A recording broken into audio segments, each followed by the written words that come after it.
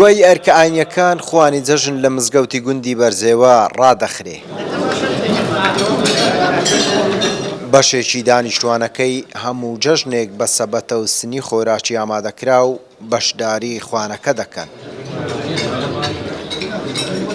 لێرە نەریتێکی سەدان ساڵەی کۆمەڵگەی کوردی وەک خۆی ماوەتەوە.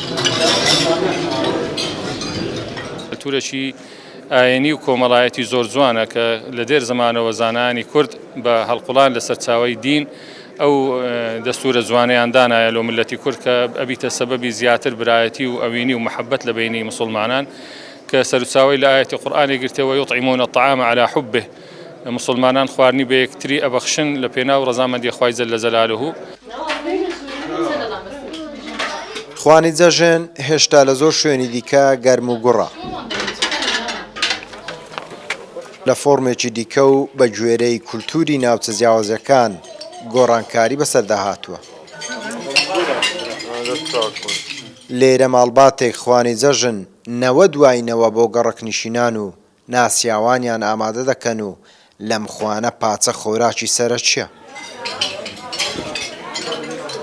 هەم دڵخۆشیە و هەم ئاشبوونەوەیەکە و هەم ناخواردنەوەیکی جێژنە شەپێکەوە لێرە کۆبینەوە و ئینشاءڵڵا بەردەوامش بینەوە نەریتە لەدەست نادەین و نەریتێکی کوردەواری و هەم بەناوی کوردەواریش ببینی هەم نەریتێکی بنەماڵەش ببینی وەکو بنەماڵی حاجی جاسم ساڵانە هەموو جێژن پاچە لێرە حسابی 400-500 کەسیەکەین لەوانەیە 100 ساڵ 150 ساڵ بین ماڵا خەز و خەزوریمانە ماڵات یعنی گەورێتوان ئەو شی و شتێک چاکردینە نۆکەش بۆ مەیماکتووە.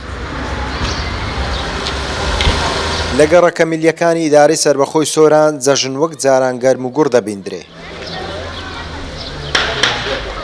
هەر لەگەڵ دەرکەوتنی گزنگی خۆر دەستە دەستە بۆ پیرۆزبایی و گەدەن ئازایی لێخۆشبوون ماڵ بۆ ماڵ دەگەڕێن و چەند زۆرتر گەڕان بکەن گروپەکانیش گەورەتر دەبن. کە منداڵ بووین شەوانی پێش جەژن جلوبەرجی جەژنانەمان لە تەک خۆماندا دەخەواند و تاوەکو ڕۆژبوونەوە خەونمان بە سپێدەی جەژن دەبینی.